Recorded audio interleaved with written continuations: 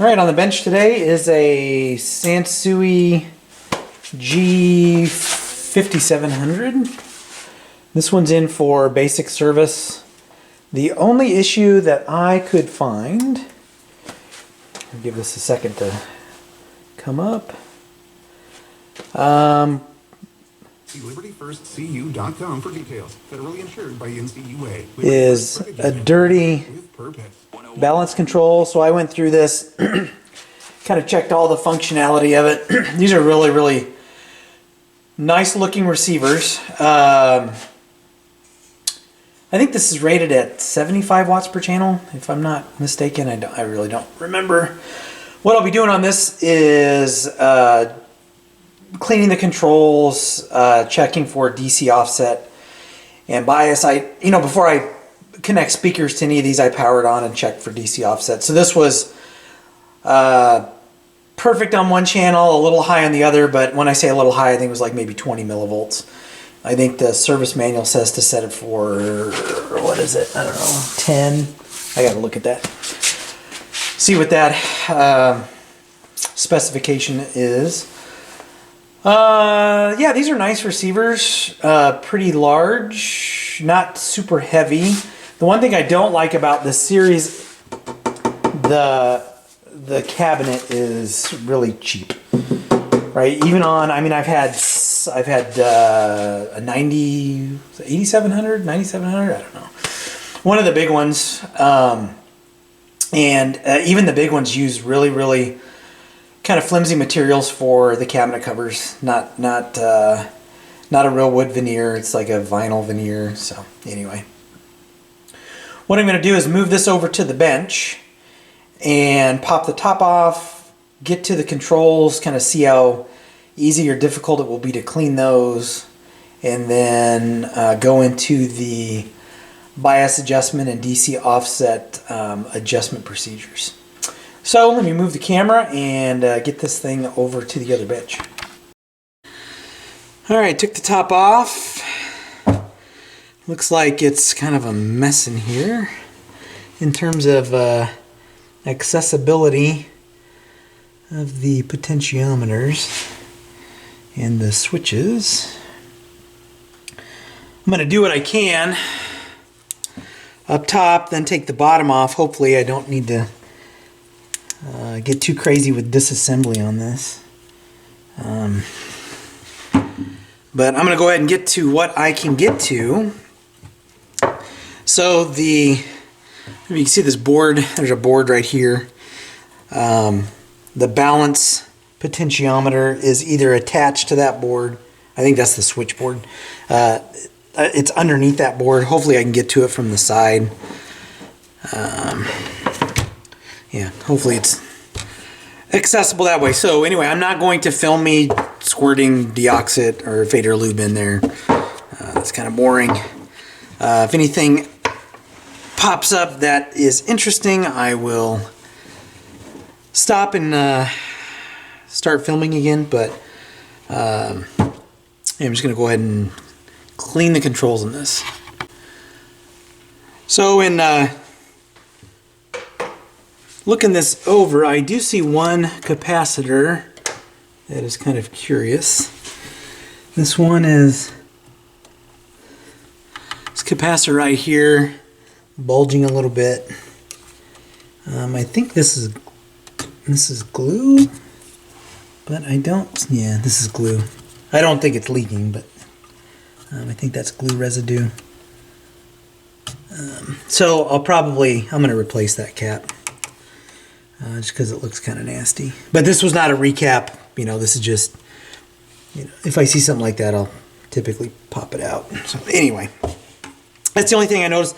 I got all of these switches. I got the volume potentiometer.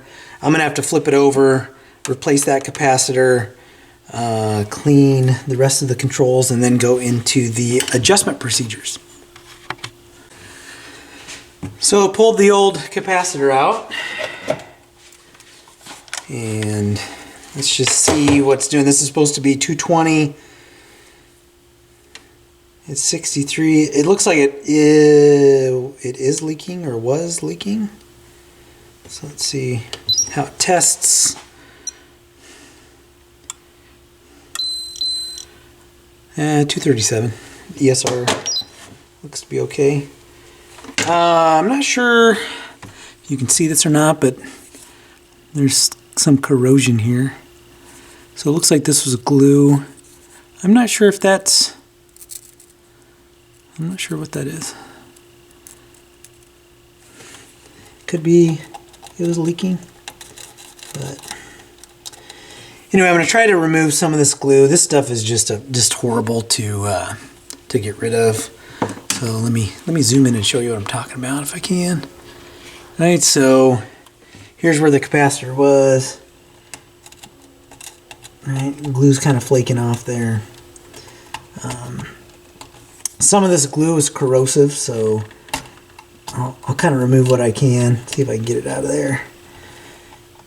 And you don't need to see me picking away at this, but I want to try to clean this off as much as as well as I can, get as much of it removed as I can, and then I can go and replace it. I had capacitors on hand, which I mean it's common value, 220, 100 volts.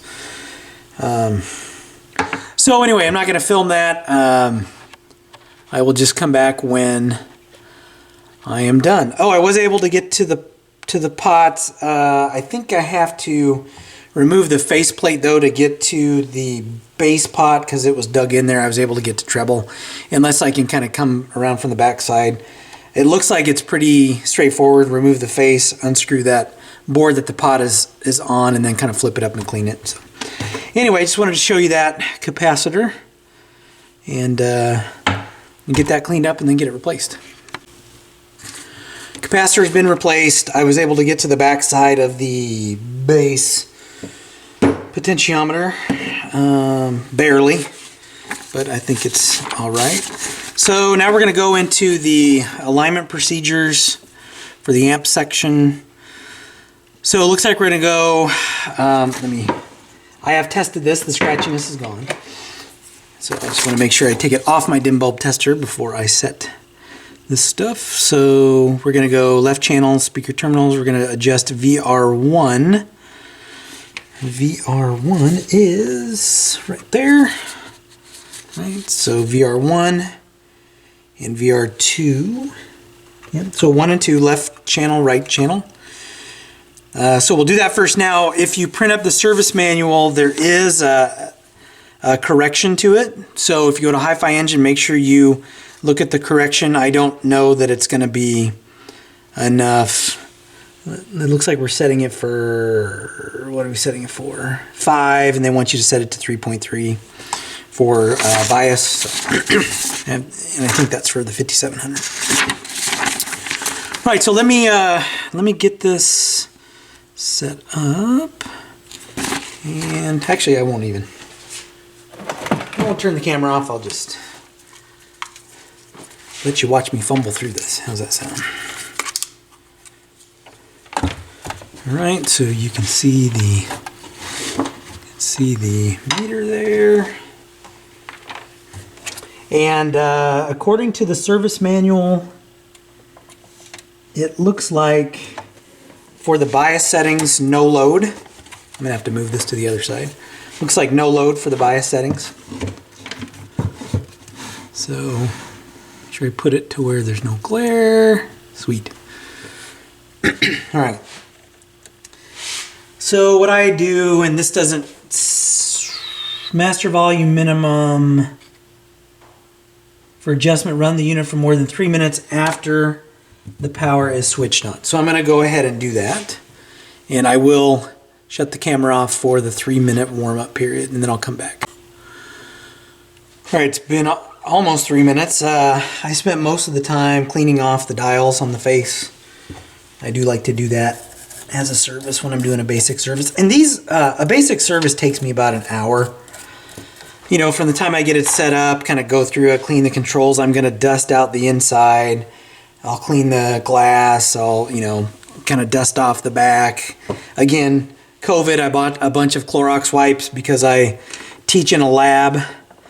and you know, to wipe down equipment and stuff. That's my job. So anyway, I've got all these Clorox wipes that I have to go through, so might as well use them. And there's my timer. And as you can see, grab my glasses. As you can see, we're kind of fluctuating between 0 and 10 millivolts on the left channel. So we'll go ahead and adjust this very carefully. I mean, to me, it's negative. To me, that seems all right. And just moving it ever so slightly made it jump from 10 to, yeah, 10 to like a positive 10. So I don't know that I'm going to get it any better than that, because this potentiometer, these things are so, they scare me, because if it's bad, you don't know what's going to happen. So I'm just going to leave it. I don't want to risk jacking this thing up. So I mean, I think it's as good as we're going to get it on that side. Let's check the right.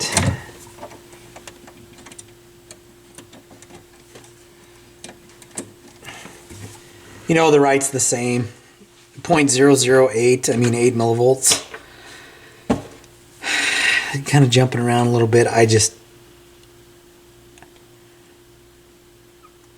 Oops. See, and then we jump up to, yeah, so I'm okay.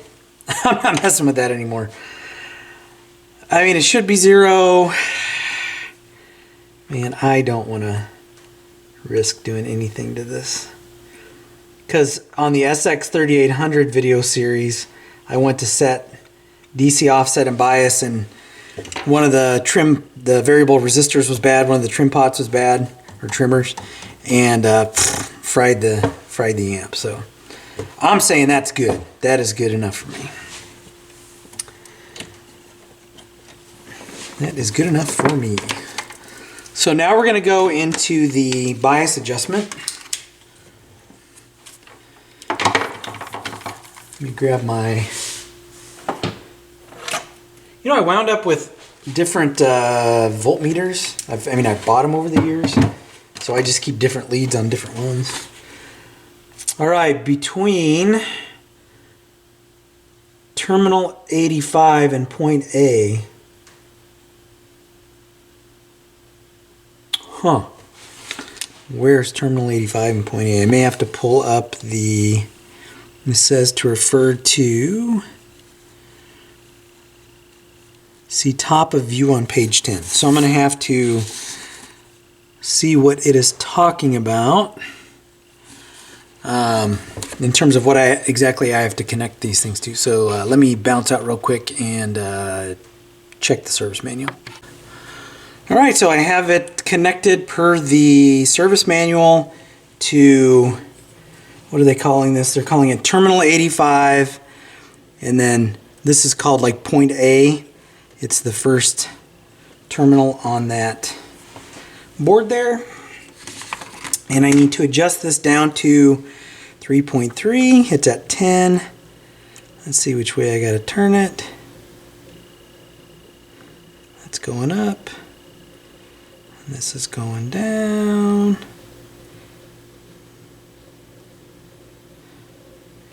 3.4, 3.3. What do you think? Looks like 3.3 to me. Now I'm going to go to the right side.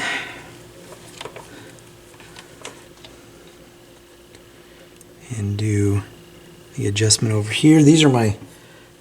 You're going to see my head pop possibly for a second. These are my grabbers. I don't want to hit anything, because these open up.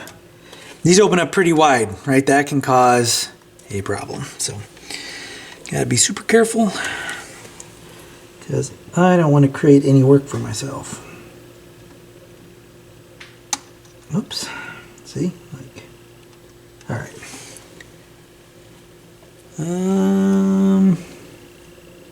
I'm gonna make sure on this side that I've got it connected correctly, because I don't think we're getting half a volt over there. So I'm going to run inside, check the service manual. I assumed it was that, but I'm going to have to check that. Apologize for having to run out, but my PC in the garage is freaking out on me, so I can't reference the service manual on my garage PC. So yeah, it was actually this blue. So the service manual said blue. So I guess that means the blue wire. So connect that to the blue one right there. That's at 8.2. Adjust this down to 3.3.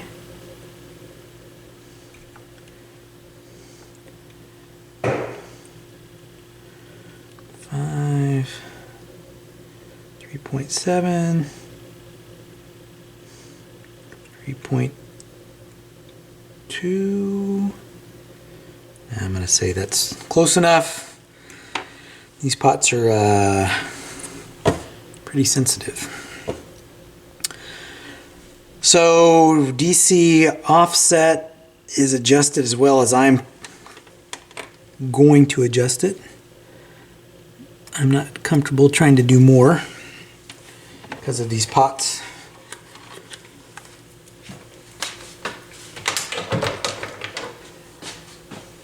Alright, and then I replace that capacitor. So what I normally do when I'm removing that glue is I'll try to use like my trusty dowel here. This thing's amazing. I need to get another one. This one's, or at least sand this down, fix it. But I kind of scraped away with that, and then I'll soak it with some alcohol, and very, very carefully I'll use a small chisel just to kind of gently kind of ease that glue off of the board. If I had more room, I might use a razor blade, but anyway, that one's good. So I think I can call this one good for now. So all the pots were cleaned. Replace that one capacitor. Set DC offset and bias. I do need to blow the inside out. I'm not going to capture that on camera. I did clean off the front with a trusty Clorox wipe, and I'll wipe this down to remove the lint. So yeah, I think this one's good. Nice little receiver, very clean. Original owner brought this in and just needed some minor work done to it. So, well, it still took an hour. So anyway, if you like what you see, hit like, hit subscribe, and I'll catch you all in the next video.